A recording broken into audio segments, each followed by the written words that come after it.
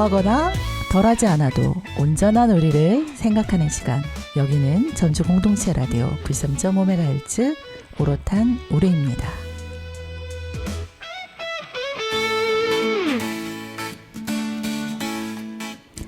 안녕하세요, 김지영입니다. 오늘은 아주 가벼운 퀴즈부터 시작해 볼까 합니다. 반갑게 맞아 정성껏 후하게 대접한다. 네, 이 뜻을 가진 단어는 무엇일까요? 방금 환대라고 대답하신 청취자분 딩동댕입니다.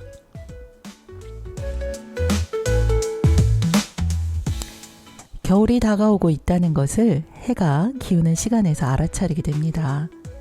이 방송이 청취자분들께 닿을 오후 4시 무렵이 지나가면 하루의 속도가 조금 느려지는 듯 하지만 해야 할 일은 아직 남아있어 마음의 숨을 잠시 고르게 됩니다.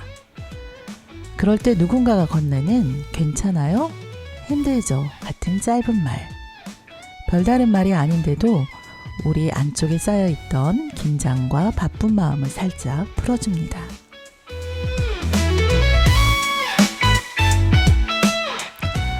환대는 그런 힘을 갖고 있는 게 아닐까요? 그저 친절이나 예의를 넘어서 환대에는 존재를 대하는 태도가 담겨 있습니다. 당신이 지금 이 자리에 있는 것만으로도 당신만으로 이미 충분하다는 어떤 인정 같은 것. 관계를 책임지는 방식인 동시에 우리의 세계를 지켜가는 힘이 아닐까 생각해 봅니다.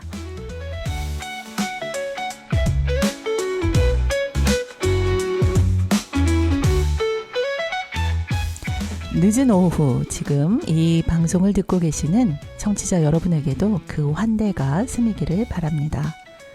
마음속에서 우러난 마음으로 저도 여러분도 그리고 우리 모두 이곳에 머물러도 괜찮다는 공동체의 감각을 함께 나누면서 오롯한 우리의 오늘 방송을 시작합니다.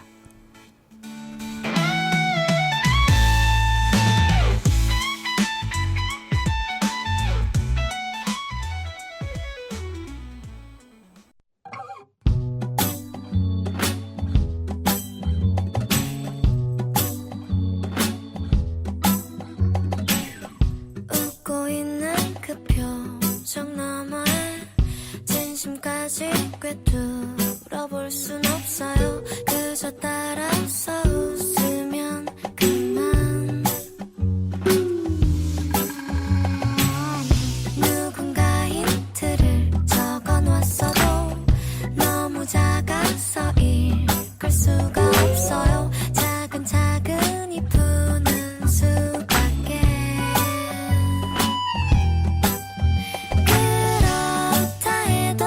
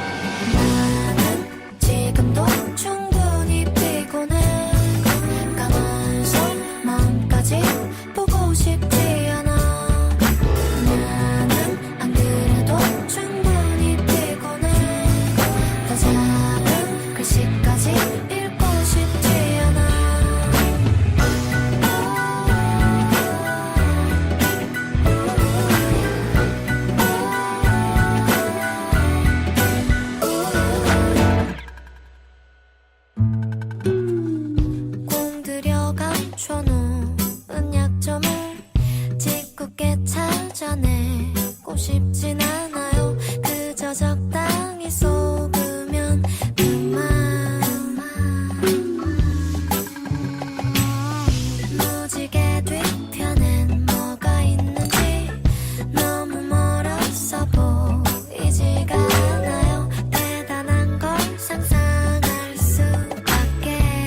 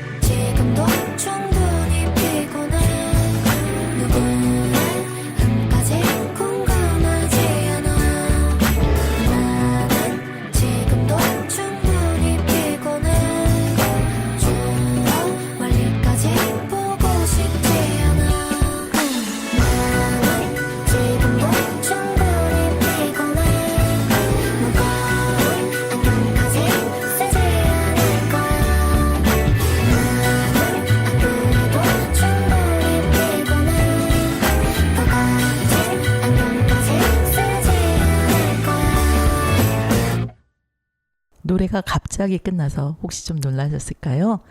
첫 곡은 아이유의 안경이었습니다. 조금 덜 선명해도 조금 떨어져서 조금 대충 보는 마음에 대해서 한번 생각해 봤습니다.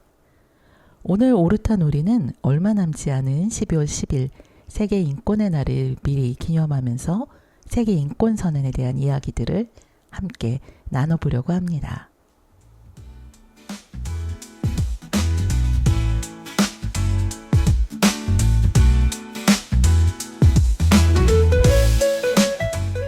인권에 대한 이런저런 이야기. 첫 번째 랜덤 박스가 이어집니다.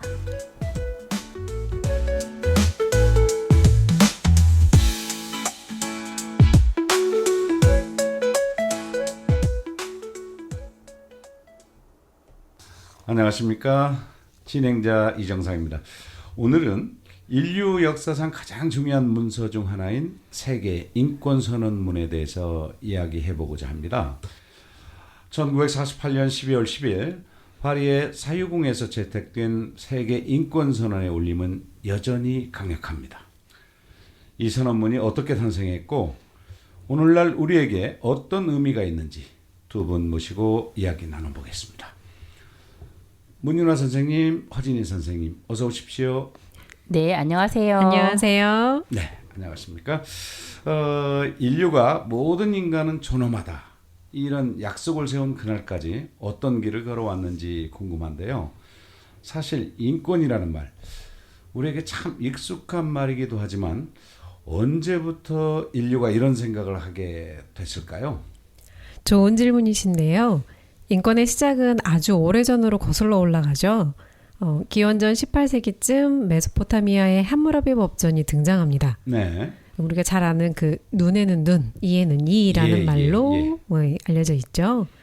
함무라비 법전은 보복의 상한을 정해서 사적 복수를 제한하는 규범적 성격을 갖고 있었다고 해요. 네. 그렇지만 신분 차이에 따라서 처벌이 달랐기 때문에 현대적 의미의 법 앞에 평등이라고 보기는 어렵죠. 네. 예, 그래도 성문화된 규범에 따라서 일관된 판단을 내리려 했다는 점에서는 초기 법치의 흔적을 보여준다고 해요. 예, 현대적 의미의 평등은 아니지만 일정한 규범적 통제 또 예측 가능성이 존재했고 법치라는 개념이 등장했다는 이유로 인권의 시작을 이야기할 때 이 함무라비 법전이 거론되죠. 맞아요. 그리고 중세로 오면 1215년에 마그나카르타 대헌장, 그러니까 왕도 법을 어길 수 없다는 원칙을 세운 문서가 등장합니다. 네. 그게 근대의 헌법의 뿌리가 되죠. 인권은 처음부터 모든 사람을 위한 건 아니었죠. 왕의 권력을 제한하기 위한 귀족들의 문서였으니까요. 왕의 권력을 제한하기 위한 귀족들의 문서요. 네. 네, 하지만 그런 움직임이 점점 일반 시민으로 그리고 전 세계로 확장된 거예요. 대표적으로 1776년 미국 독립선언과 흔히 프랑스 혁명으로 알려진 1789년, 그러니까 1789년에 인간과 시민의 권리 선언이 있죠. 네. 인간은 태어날 때부터 자유롭고 평등하다. 이 문장이 유명하죠? 네. 두 선언 모두 보편적 인간을 말하는 것처럼 보이지만 실제로는 인간은 정확하게 시민을 이야기하고 있습니다. 네. 시민은 권리를 실제로 행사할 수 있는 정치적 주체입니다. 그러다 보니 백인 남성 시민 계급에 해당되는 권리였죠. 대부분의 사회 구성원, 말하자면 노예, 여성, 원주민, 식민지 사람들은 배제되었습니다. 네. 결국 인권의 역사는 누가 인간으로 인정받을 수 있냐의 싸움이기도 했던 거죠. 누가 인간으로 인정받을 수 있느냐. 뭐 이런 얘기들은 지금은 당연한 것들인데 이렇게까지 노력해 주신 많은 분들께 참 감사하다 이런 마음이 드네요. 네, 20세기로 넘어가 보면요. 문명이 이제 발전을 했지만 네. 인류는 잔혹한 전쟁을 맞이합니다. 1914년에 시작된 제1차 세계대전으로 유럽이 전쟁의 불길에 휩싸이면서 수천만 명의 희생이 있었었죠. 그렇죠. 네. 1,500만 명에서 2천만 명 정도가 사망한 것으로 추산되는데 이런 숫자들이 사실 우리한테 딱 와닿지는 않잖아요. 네. 네, 쉽게 생각을 하자면 전주 인구가 지금 한 약 63만 명 되는 정도 되는데 그 인구가, 그러니까 전주의 인구가 대략 24번 정도 희생된 숫자라고 보면은 실감이 더 좀 나실 것 같아요. 그렇죠. 그때 당시에 무기의 성능으로 보면은 대단히 잔혹한 전쟁이었다 이렇게 생각할 수가 있겠어요. 네. 그래서 전쟁 후엔 다시는 이런 참사가 반복되어서는 안 된다면서 국제연맹이 만들어지긴 했는데 그 이상은 이루지를 못했어요. 아, 왜 진전이 발전하고 나가지 못했을까요? 여전히 국가 이익이 우선이었기 때문이죠. 네. 그 틈을 타서 히틀러, 무솔리니, 그리고 일본의 구국주의 등 독재와 전체주의가 등장합니다. 결국 제2차 세계대전이 일어났고 인류는 가장 어두운 시대를 겪게 되죠. 네. 그 중심에는 홀로코스트, 즉 나치의 유대인 학살이 있었는데요. 그렇죠. 600만 명이 희생이 됐고 그 참상은 전 세계에 충격을 주었어요. 네. 그런데 그 홀로코스트에서 희생된 사람들은 단지 유대인만이 아니었어요. 장애인, 만성 정신질환자, 공산주의자, 사회주의자, 노동조합 활동가 외에도 폴란드 민간인, 집시족 등 많은 사람들이 희생됐어요. 그렇군요. 네. 2차 세계대전 때 사망자는 7천만 명에서 8,500만 정도로 추산이 되는데 네. 아까 1차 세계대전에서 이렇게 생각을 했듯이 다시 전주 인구로 계산을 해보면 약 87번 정도 희생된 거라고 생각할 수 있어요. 게다가 2차 세계대전에서 문제가 됐던 게 민간인 사망이 많았다는 것인데요. 이쯤 되면 인간에게 어떻게 이럴 수가 있나 이런 그 절망감이 있었을 것 같아요. 맞아요. 그 절망이 새로운 희망을 낳았죠. 전쟁 후 세계는 다시는 이런 일이 없도록 약속을 세우기 시작하죠. 네. 그러니까 다시는 이런 일이 일어나지 않도록 하자. 이런 인류의 반성과 다짐 이런 의미가 있겠죠? 네, 그렇습니다. 마그나 카르타 미국 독립선언문, 프랑스의 인간과 시민의 권리선언 등 인권 관련 문서가 있었지만 이는 특정 국가나 지역에 국한된 것이었죠. 예. 네, 또한 유엔 헌장만으로는 구체적인 인권 기준을 제시하기 어려웠습니다. 그래서 모든 국가가 따라야 할 명확한 공통 기준이 필요했죠. 네. 1945년 2차 세계대전이 끝난 뒤 새로운 국제기구가 탄생했는데요. 그것이 바로 유엔이죠. 유엔이요? 네, 유엔은 처음부터 인권을 핵심 목표로 삼았습니다. 유엔은 유엔 헌장을 통해 평화와 안정, 지속 가능한 발전, 그리고 인권을 강조했어요. 네. 유엔의 목적이 인권과 기본적 자유를 신장하는 데 있음을 천명한 거죠. 그렇지만 유엔에서 유엔 헌장을 만들고 유엔 인권위원회 설치를 규정한 후에도 세계 곳곳에서 인권 문제가 발생했지요. 그렇겠죠. 예를 들면 미국과 남아프리카 공화국에서는 인종 갈등이 해결되지 않았고 영국 치하에 있던 인도에서는 수백만 명이 의회의 독립을 요구했으며 그리고 소련에서는 스탈린이 독재를 시작한 거죠.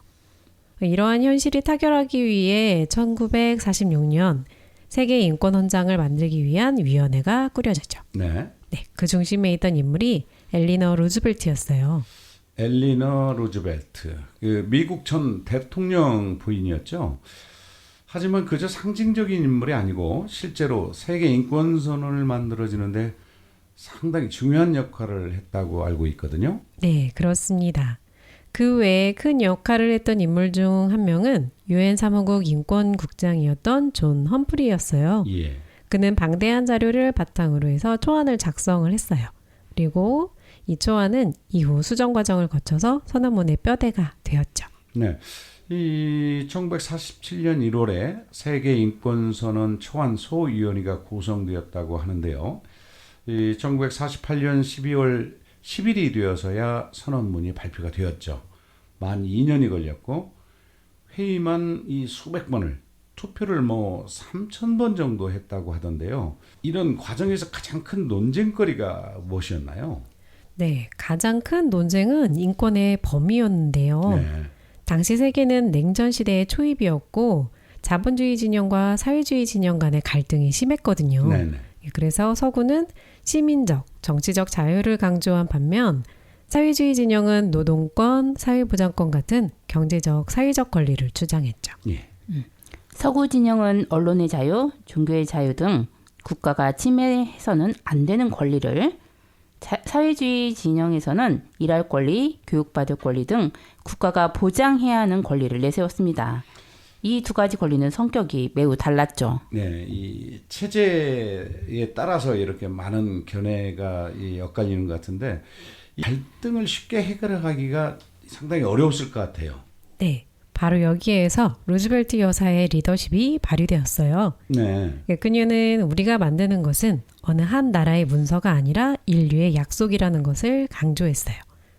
성격이 다른 두 가지의 권리 모두 인간다운 삶을 위해 필수적이라는 점을 설득했고 결국 선언문에서는 자유권과 사회권 모두 포함되었습니다. 네, 모든 인권이 불가분적이며 상호 의존적이라고 하는 인권의 특성과도 아주 밀접하게 관련되어 있다고 볼 수 있죠. 네, 또 다른 논쟁은 창조라는 단어였습니다.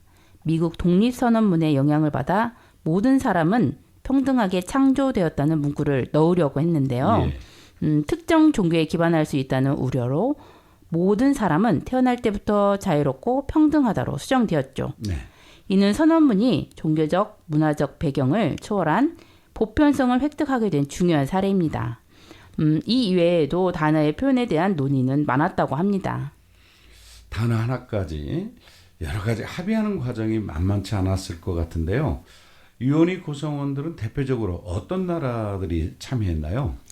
네, 미국, 영국, 프랑스 같은 서구 열강뿐만 아니라 중국, 레바논, 칠레 등 다양한 문화와 법 체계를 가진 대표들이 참여했어요. 예, 구성원들의 다양한 배경은 세계 인권 선언이 특정 문화나 이념에 치우치지 않고 그 보편성을 갖추는 데 결정적인 역할을 했죠. 네, 이 과정에서 이념과 문화의 차이를 초월한 합의 도출이 중요했죠.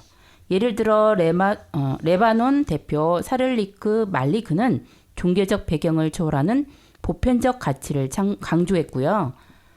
중국 대표 장펑추는 유교 사상에서 인권의 근거를 찾으려 했습니다. 네, 2년간의 기간에 걸쳐서 회의만 수백 번을 투표를 3,000번 했다는 것만 봐도 얼마나 치열하게 논의했었는지 알 수가 있죠.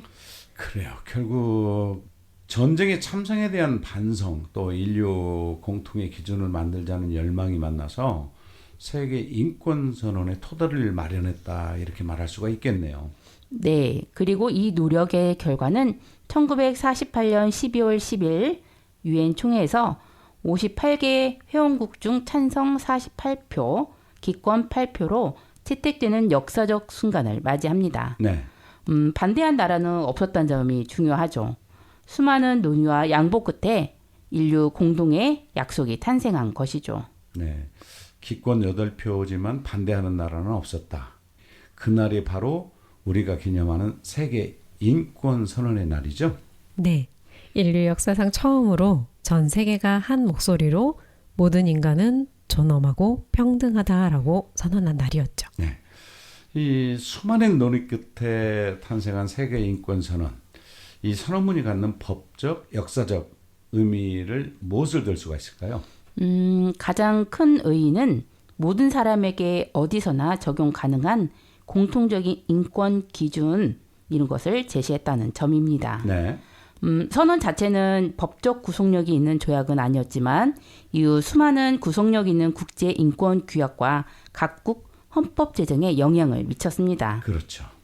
우리나라 헌법 제10조에도 모든 국민은 인간으로서의 존엄과 가치를 가지며 행복을 추구할 권리를 가진다고 명시하며 선언문의 정신을 반영하고 있습니다. 네. 중요한 점은 경제적, 사회적, 문화적 권리도 함께 담고 있다는 것이죠. 노동권, 교육권, 건강권 등이 그것입니다. 네. 당시 진영 간에 심각한 갈등이 있었지만 결국 모든 권리가 상호 연관이 되어서 중요하다는 데 합의한 결과입니다. 그러니까 단순히 국가로부터 자유뿐만이 아니고 국가가 보장해야 할 권리가 포함된 것이군요. 더 나아가 누군가 권리를 잘 누리기 위해서는 이 권리를 보장해주는 주체가 있어야 합니다. 인권 보장의 궁극적인 의무자가 바로 국가라는 점, 이 점을 꼭 우리가 기억을 해야 되겠죠. 네. 세계인권선언은 모든 사람이 자유롭고 평등하게 살기 위한 자유와 권리를 보편적으로 보호해야 한다는 인류의 첫 합의입니다. 네. 더구나 당시의 유엔 가입국들이 모두 합의했다는데 아주 큰 의의가 있죠. 인류가 최초의 국제적 인권 합의를 한 문서다 이렇게 생각하니 이게 세계 인권 선언문이 더 대단하게 느껴집니다. 그렇다면 오늘날 세계 인권 선언은 어떤 의미를 가질까요? 비록 모든 인권 침해를 예방하지는 못했지만 세계 인권 선언은 이후 전 세계 인권 운동에 나치판 역할을 해왔습니다. 네. 이 선언문의 정신은 여전히 현재 진행형이고 전 세계에 영향을 미치고 있습니다. 예. 과거에는 인권이 국내 문제로 치부되어서 다른 나라가 간섭할 수 없다는 인식이 강했었는데요. 하지만 세계인권선언 이후 인권은 인류 보편의 가치이자 국제적인 규범이 되었습니다. 네. 여전히 많은 문제가 있는 건 사실이지만 인권 침해에 대해서 국제사회가 목소리를 낼 수 있는 그 근거를 마련한 거죠. 네, 인권 선언문이 탄생하게 된 이 배경에 대해서 오늘 같이 이야기를 나눠봤는데요. 오늘 이 자료를 준비하시면서 이 청취자분들께 전하고 싶은 이런 메시지가 있다면 한 말씀 부탁드리겠습니다. 세계 인권 선언에서 말하는 권리가 멀리 있는 게 아니라 우리 개개인의 삶과 밀접한 관련이 있습니다. 네. 모든 사람은 태어날 때부터 자유롭고 존엄하다는 사실을 잊지 않는 것이 중요하죠. 네. 인권은 주어진 권리이기도 하지만 사실 끊임없이 지켜나가고 발전시켜 나가야 할 우리의 약속이기도 합니다. 우리 모두가 이 선언의 의미를 되새기고 실천할 때 비로소 자유와 정의, 평화의 기초가 튼튼해질 거라고 생각해요. 네, 모든 사람은 태어날 때부터 자유롭고 존엄하다. 이 사실을 우리가 기억하고 우리 모두를 존중하는 이런 계기가 되었으면 좋겠습니다. 이 세계 인권선언문의 탄생의 배경 그리고 그 의미에 대해서 나눠봤습니다. 두 분 감사합니다. 감사합니다.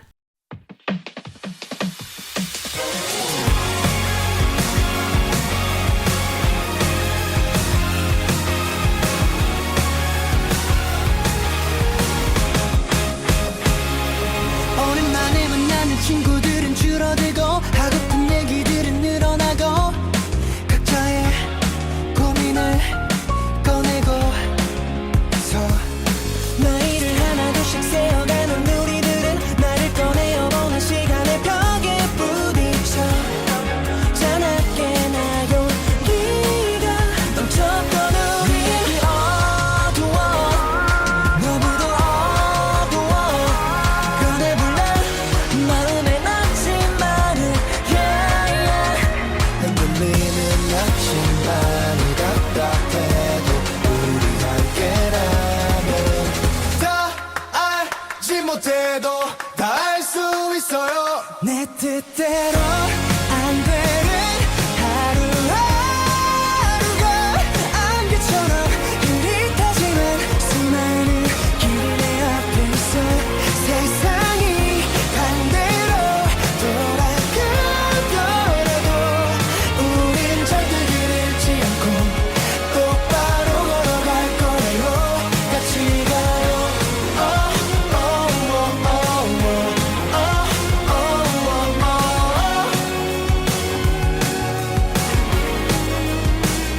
똑같은 오전과 똑같은 노을 지는 하루가 이쁘지만 쳇바퀴를 도는 기분이 들어 보기 좋은 청춘이라니 늘 알게 앞으로도 걸어가기 좋게 아무리 뭐들 못하라는 생각을 또 해보지만 그게 그렇게 쉽지 않았어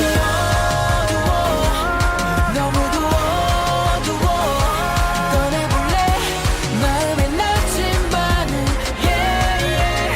흔들리는 낙심반 답답해도 우리 함께라면 다 알지 못해도 다 알 수 있어요 내 뜻대로 안 되는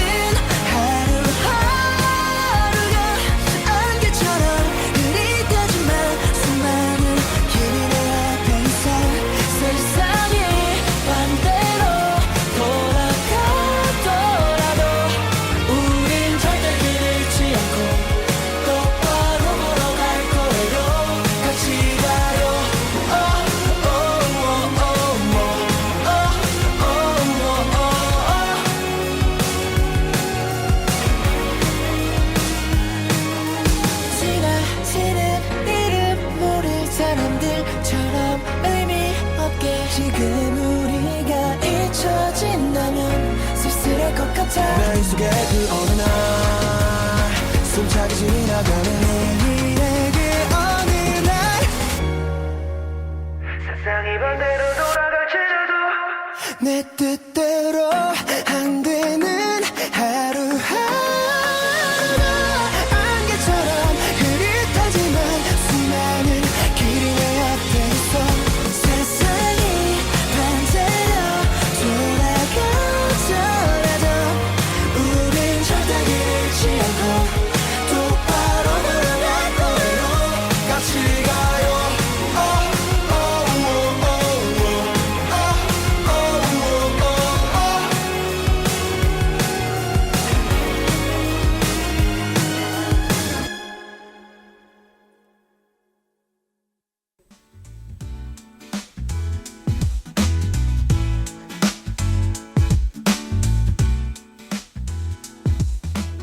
인권에 대한 이런저런 이야기 두 번째 랜덤 박스가 이어집니다.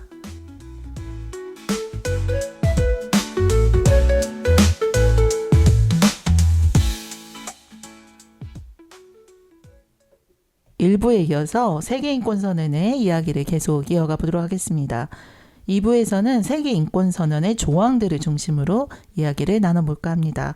자, 오늘도 함께할 두 분 모셨습니다. 안녕하세요. 안녕하세요.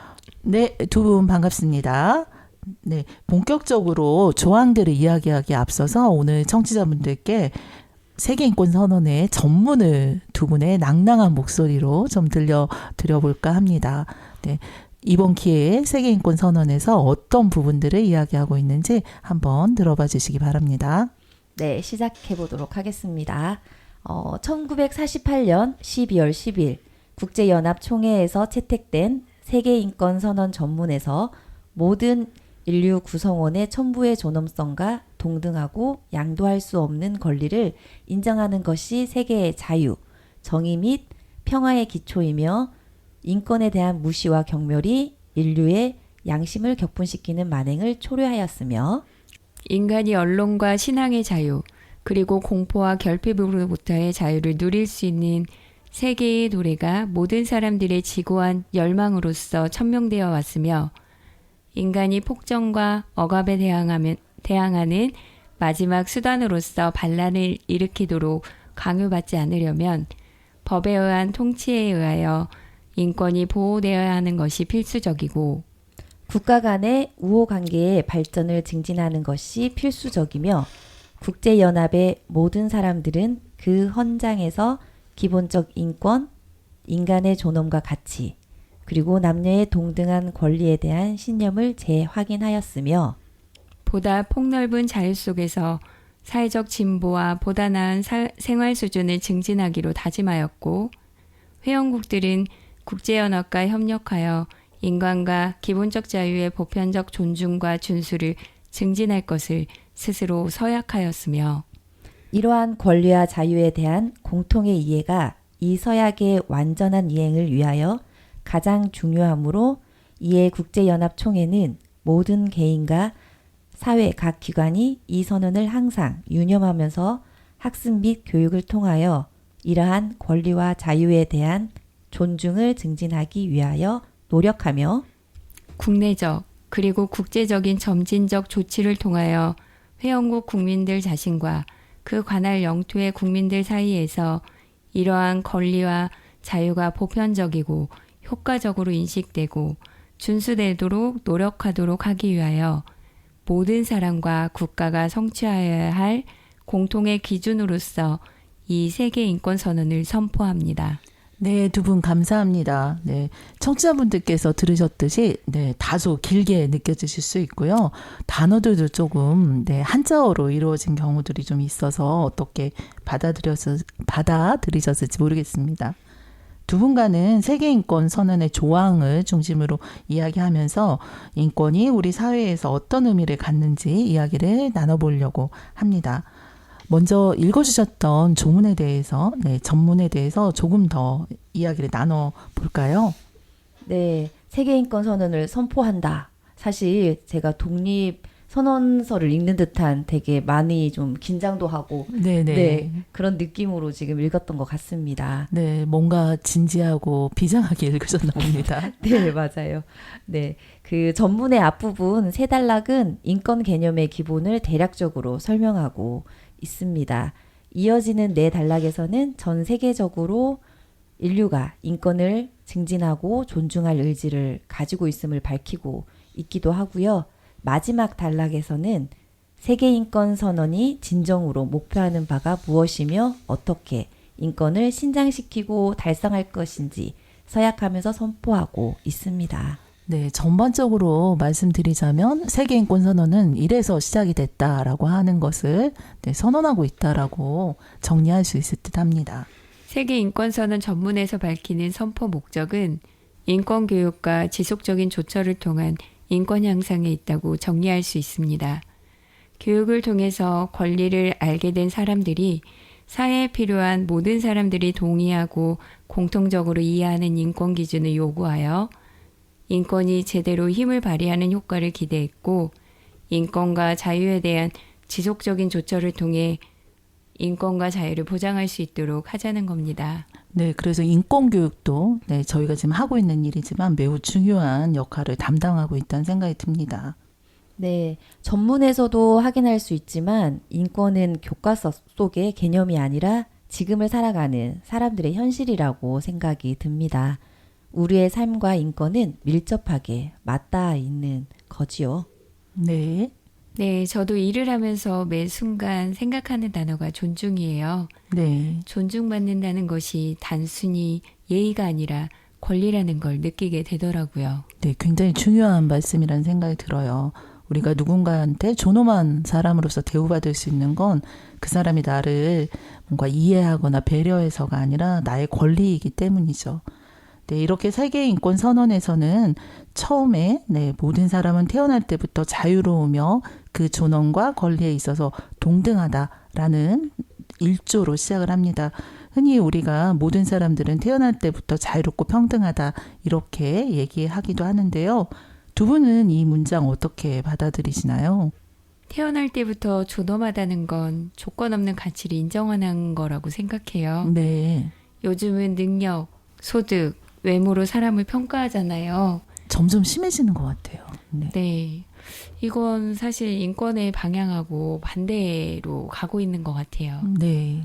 네, 저는 존엄이라는 말이 늘 어렵게 느껴지는 것 같아요. 네. 네, 하지만 제가 속한 단체나 학교 현장이나 회사에서 깨닫는 게 또 있더라고요. 네. 어떤 것들을 느끼고 계실까요? 네, 존엄은 누구도 함부로 대하지 않는 것에서부터 시작이 된다라는 건데요. 네. 누군가의 말 한마디, 태도 하나가 그 사람의 존엄을 지키거나 무너뜨릴 수 있더라고요. 네, 굉장히 중요한 말씀을 해주신 것 같습니다. 네, 세계인권 초안위원회에서 이 제1조와 2조를 가다듬는 데에만 17일이 걸렸다고 합니다. 어떻게 보면 그만큼 가장 많은 시간을 할애했던 조항이라고 할 수 있는데요. 이들 두 조항에서는 구체적인 권리를 규정하고 있는 건 아니죠. 그렇지만 전문에서도 언급되어 썼던 보편적 인권이라는 부분을 다시금 강조하고 세계인권선언이 무엇을 지향하는가를 명확하게 보여주고 있습니다. 네, 세계인권선언 제2조에는 모든 사람은 어떤 이유로든 차별받지 않는다라고 되어 있습니다. 네. 하지만 현실에서는 여전히 차별이 존재하죠. 네. 주변을 둘러봐도 보도되는 기사만 봐도 청년, 여성, 이주민, 장애인, 비정규직 등 차별은 여전히 존재하는 것 같습니다. 네, 그런 기사를 보거나 그런 상황을 들을 때마다 굉장히 희망이 있나? 저는 이런 생각이 들 때도 있거든요. 네, 그렇게 차별은 여전한데 문제는 많은 사람들이 그건 차별이 아니라 그냥 현실이라고 말하는 것 같아요. 네, 맞아요. 차별을 제도적인 부분으로 생각하지만 사실 일상 언어 속에서도 차별이 작동하고 있습니다. 예를 들어서 여자는 원래 그래. 외국인이라 그런 것 같은데? 이 같은 말들이 차별적 내용을 담고 있습니다. 네, 서신영 선생님 생각하시기에는 차별이라는 게 제도적인 것 동시에 개인의 말이나 행동을 통해서도 나타난다는 의미시죠. 네. 저도 너는 아직 어리니까 잘 몰라 라는 말을 들었을 때 미묘하게 이게 차별이 아닌가? 그런 생각을 했었던 것 같아요. 네네. 결국 차별을 줄이기 위해서는 우리가 제도를 만들어 나가고 이런 사회적 인식을 다듬어 나가는 것에 대해서 관심을 갖는 게 필요하다 이런 말씀이시겠네요. 네. 예를 들어서 누군가의 외모를 보고 여자답지 않다. 그렇게 한다거나 네. 남자치고는 너무 감정적이지 않아? 네네. 예, 이런 말들은 성에 대한 고정관념에서 비롯된 차별이라고 생각이 듭니다. 네. 네, 그리고 또 다문화 가정의 친구들에게 오, 한국말 되게 잘하네? 라고 말하는 것. 사실 칭찬 같아 보이기는 하지만 넌 우리랑 좀 달라 라는 의미로 들릴 수도 있다는 거죠. 단순히 그런 의미로 들린다기보다는 이미 그 안에 네, 그들과 나는 달라라고 하는 우리와는 달라라고 하는 구별을 짓는 그런 생각이 반영되어 있다라는 네, 네. 판단이 좀 듭니다. 맞아요. 그 차별이 의도해서 하는 게 아니라 작은 말 한마디, 무심한 시선 속에서 얼마든지 생길 수 있다라고 생각이 듭니다. 네. 그래서 결국 변화를 만드는 건 우리 각자의 언어와 태도가 아닐까 싶습니다. 네, 저희 오롯한 우리에서 이런 부분에 대해서 계속 얘기하고 있는 것도 바로 그런 변화를 만들어내기 위한 우리의 작은 시도가 아닐까 생각이 듭니다. 두 분은 또 어떤 조항에 주목하고 계실까요? 그 12조에서부터 21조의 조항에서 자유롭게 생각하고 표현하고 선택할 권리에 주목하고 있는데요. 네. 이 조항에서는 사생활이나 이동, 종교, 표현, 정치 참여의 자유를 보장하고 있다는 내용입니다. SNS 시대엔 표현의 자유가 훨씬 넓어졌지만 그 동시에 혐오 표현이 문제도 되게 커진 것 같아요. 네. 표현의 자유는 무한하지 않는데 말이에요. 네. 타인의 인권을 해치지 않는 선에서 지켜져야 하는데 그게 안 되고 있는 것 같아요. 네, 지난 시간에도 저희가 혐오 표현에 대해서 다루었는데 표현의 자유 보장과 혐오 표현의 금지라는 문제가 지금 우리 사회가 반드시 해결해야 될 문제가 아닐까 생각됩니다. 네, 요즘 사회를 보면 표현의 자유라는 이름 아래 누군가를 상처 주는 말들이 너무 쉽게 퍼지고 있는 것 같아요. 네. 네, 예를 들어서 인터넷 댓글이나 SNS에서 특정 집단을 비하하거나 조롱하는 말들이 얼마나 많은지 생각해 보면은 그 표현의 자유가 때로는 혐오의 도구도 변하기도 한다라는 걸 알 수 있어요. 네, 뭐 비슷한 예로 요즘에 현수막 중에 네, 그런 게 굉장히 많이 또 보이기도 하더라고요. 네. 그래서 이게 단순히 자유롭게 말할 권리만이 아니라 어떻게 말해야 서로의 인권을 지킬 수 있을까를 함께 고민해야 할 때인 것 같아요. 네, 그래서 우리는 그 표현의 자유와 혐오 표현의 금지는 서로 대립되는 가치가 아니라 함께 균형을 맞춰야 하는 인권의 두 축이 아닐까 생각이 듭니다. 네, 굉장히 중요한 말씀을 해주신 것 같습니다. 결국 자유는 책임과 연결이 되어 있고 참여는 단순한 권리에 그치는 게 아니라 공동체를 만들어가는 힘이 될 수 있다는 점에서 매우 중요하죠. 그리고 공동체를 만들어가는 데 있어서 중요한 게 바로 사회적 권리에 해당이 되는데 뭐 일할 권리, 쉴 권리, 교육받을 권리, 문화와 예술을 누릴 권리 등이 이런 권리에 해당이 된다고 할 수 있고요. 네, 저는 요즘 휴식의 권리가 중요하지 않나 싶어요. 네. 과로와 번아웃이 만연한 시대에서 인권은 살아남는 것이 아니라 사람답게 사는 것이라고 생각되거든요. 네. 지금 이 방송을 듣고 계신 청취자분들께서도 피로와 번아웃에 과로에 시달리고 계시다면 그거는 본인이 본인의 인권을 잘 지키지 못하고 계시는 것일 수도 있다는 걸 한번 상기해 보셨으면 합니다. 네. 그리고 저는 그 교육받을 권리가 시대에 따라 새로 해석되어야 한다라고 생각이 드는데요. 네. 그 지식만 배우는 게 아니라 어떻게 함께 살아갈 것인가를 배우는 삶에 대한 교육이 인권의 기반이 되어야 될 거라 생각이 듭니다. 네. 문화와 예술의 권리도 간과하기 쉬운데요. 예술은 인간의 존엄을 회복시키는 힘이 있잖아요. 네. 그림 한 점, 음악 한 곡이 사람의 마음을 지키는 것처럼 문화와 예술의 권리가 인권의 기반이 된다라고 생각합니다. 네. 인간다운 삶의 조건이 단순히 먹고 사는 문제라면 저희에게 문화나 예술이 필요 없겠죠. 그런데 인권은 결국 내가 나답게 존재할 수 있는 환경을 어떻게 만들어가는가를 의미하기 때문에 이러한 인권을 만들어가는 것은 국가의 책임이기도 하고 또 공동체 구성원으로서 우리가 함께 인권을 만들어 나가는 책임이라고 하는 부분을 이야기한다라는 생각이 듭니다. 네, 세계 인권 선언의 마지막 세 조항은 함께 지켜야 할 약속을 이야기하고 있습니다. 인권은 모두의 권리이며 서로의 자유를 해치지 않는 범위에서 지켜져야 한다. 인데요. 저는 그 사회적 윤리의 문제라고 생각이 듭니다. 네. 내 자유와 타인의 자유가 만날 때 우리가 어떤 선택을 하느냐가 인권의 수준을 결정한다라고 생각이 듭니다. 네, 그래서 요즘 사회가 내 자유를 막 강조하다 보니 우리 사회의 인권의 수준이 점점 위태로워지는 게 아닌가 싶습니다. 네. 인권은 싸움의 언어가 아니라 조율의 언어라고 생각돼요. 네. 서로의 다름을 인정하고 함께 살아갈 방법을 찾는 일이죠. 네. 세계인권선언 제29조는 개인의 권리와 자유가 타인의 권리와 자유, 사회 전체의 도덕, 공공질서, 복지와 조화를 이루도록 제한될 수 있다고 명시하고 있습니다. 동시에 세계인권선언 제29조에서는 모든 사람은 사회에 대한 의무가 있고 자유에는 책임이 따른다라고 하는 내용을 담고 있습니다. 조금 전에 말씀드린 것처럼 인권 보장을 해야 되는 궁극적인 의무는 국가에게 있지만 개인에게도 자신이 속한 사회에 대한 책임을 져야 한다는 것을 강조하고 있습니다. 네, 우리 사회를 자유로운 사회라고 말하지만 요즘은 그 자유가 타인의 권리를 침해하는 방식으로 나타나는 것도 많은 것 같아요. 네.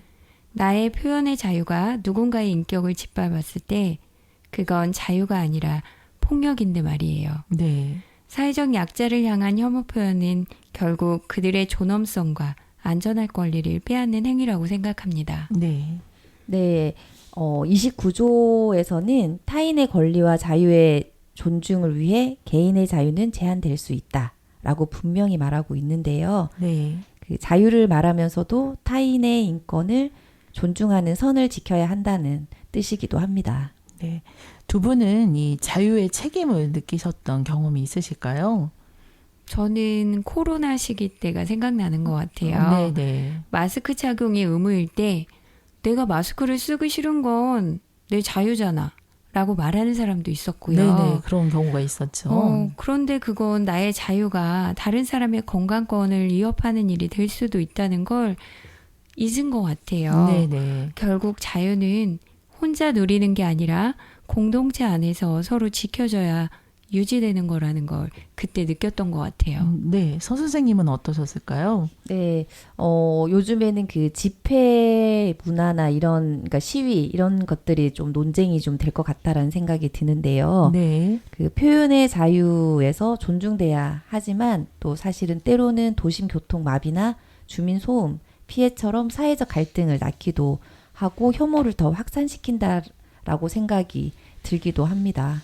네, 표현의 자유나 혹은 결사 집회의 자유는 지켜져야 되는 자유는 분명한데 그것이 어떤 가치를 내포하고 있는가에 대해서 저희가 단순하게 표현의 자유다 이렇게 얘기하기에는 네, 지금 정치 상황들이 그런 정도를 좀 넘어섰다라고 생각이 듭니다. 제가 아까 말씀드렸던 그 현수막 정치 같은 경우에는 혐오 표현이 너무 노골적으로 등장하고 있고 가짜뉴스의 어떤 발원지가 되고 있어서 이런 일부 정당들의 문제도 매우 심각하다라고 생각을 합니다. 그렇다고 표현의 자유를 무조건적으로 막는 것도 문제가 되는 것 같아요. 네, 그럴 수는 없죠. 네, 다른 사람의 권리와 자유의 존중을 침해할 정도라면 그 자유를 이제 조정하는 필요가 있을 것 같긴 한데 네. 이것은 내 자유와 타인의 권리 사이의 균형을 맞추는 일이라고 생각합니다. 네.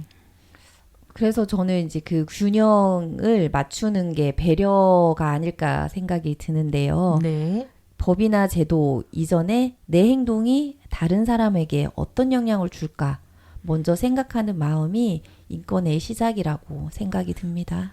네, 저는 이제 인권 담론 얘기할 때 이 배려라는 단어를 어떻게 이해할까 좀 개인적으로 고민이 많은데요. 네, 이런 생각 정리해서 다음에 한번 이야기 나눠보고 싶습니다. 세계인권선언 제29조에서는 개인은 사회 속에서만 완전하게 발전할 수 있다라고 얘기하고 있습니다.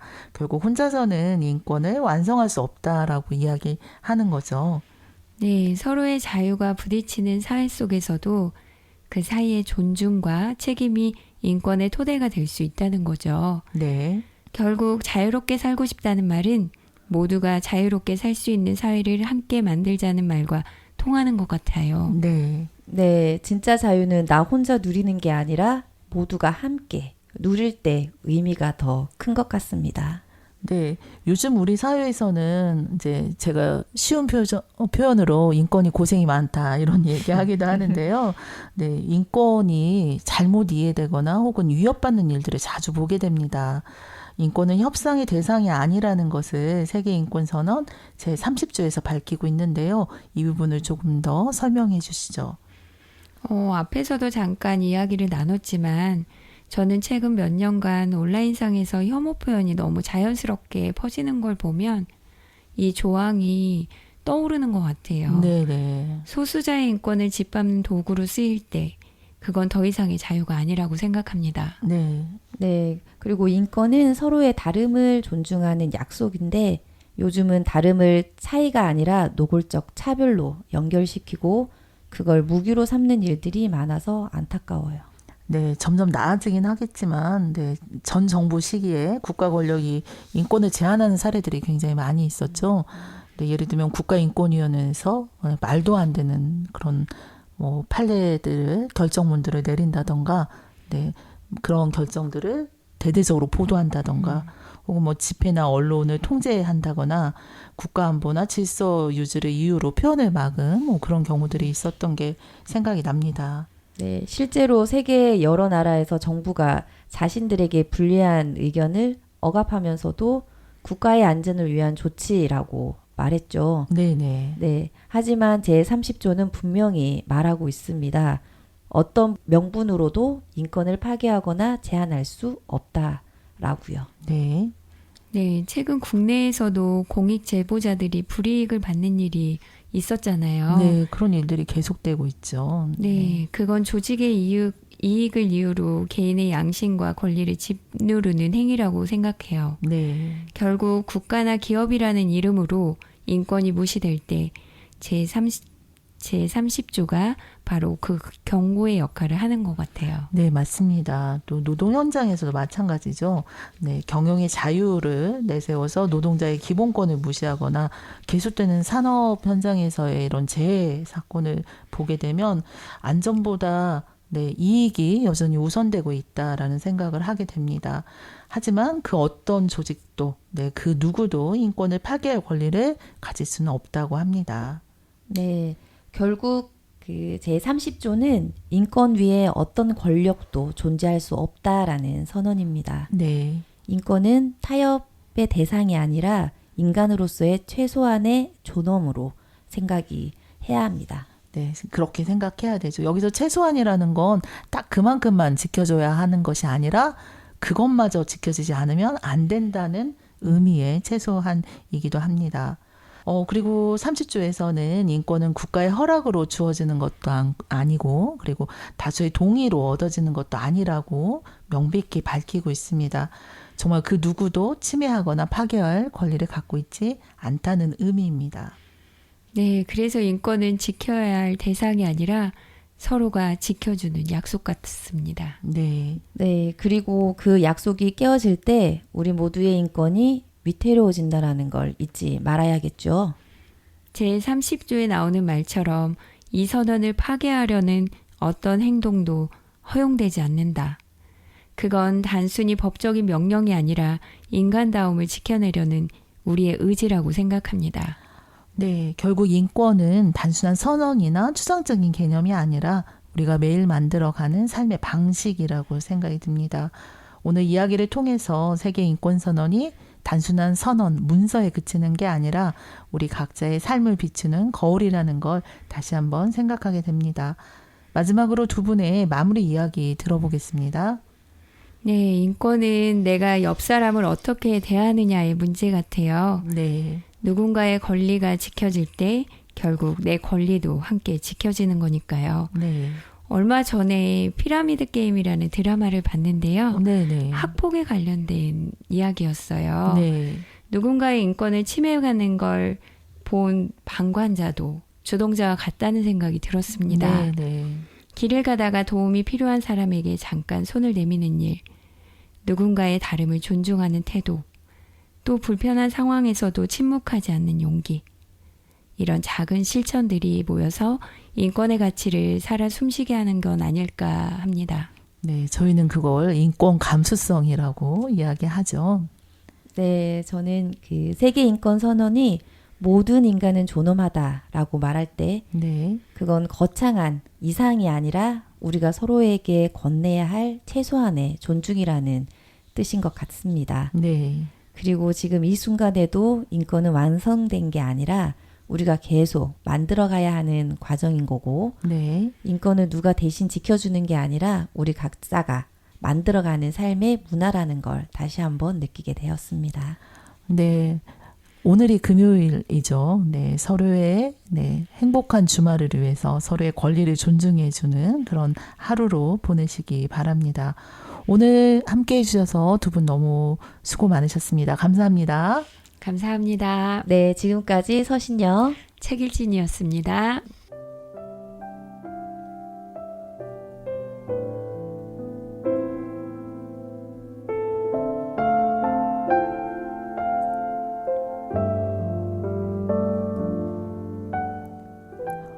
오늘 우연히 라디오에서 스티브 레인이라는 영국 재즈신 피아니스트의 이야기를 들었습니다. 그는 원형 톱 사고로 한동안 연주를 할 수 없었다고 해요. 그렇지만 재활에 전념해서 다시 연주가로 복귀했다고 합니다. 그런데 그는 한 인터뷰에서 회복이란 예전과 완전히 같은 모습으로 돌아가는 것이 아니라고 했답니다. 남아있는 것으로 새로운 것을 만들어내는 것이 회복이라고 말했다고 하네요. 회복을 이전 상태로의 복귀 정도로 생각해왔던 저에게 그 말은 큰 울림으로 다가왔습니다.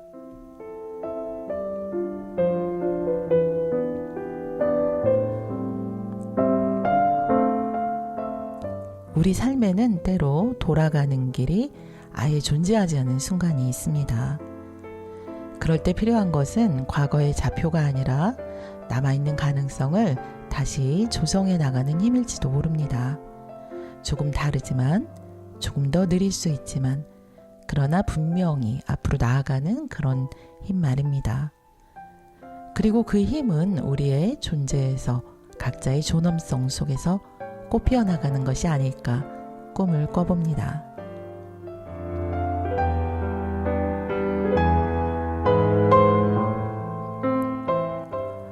오늘 하루가 어떤 모습이었던 각자의 속도로 다시 자신을 만들어 나가는 시간이 여러분에게도 그리고 인권의 가치를 잃어버린 우리 사회에도 다시 시작되기를 바라봅니다.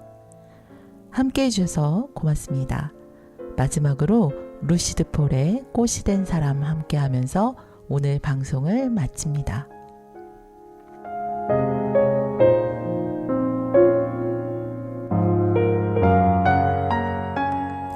지금까지 제작과 진행의 사단법인 전북인권교육연구소 그리고 저는 김지영이었습니다.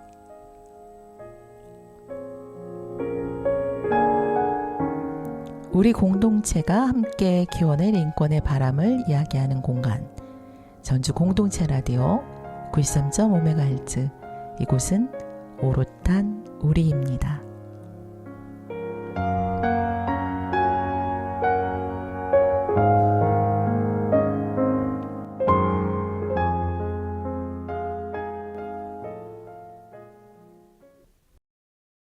우연히 길을 걷다 마주친 그대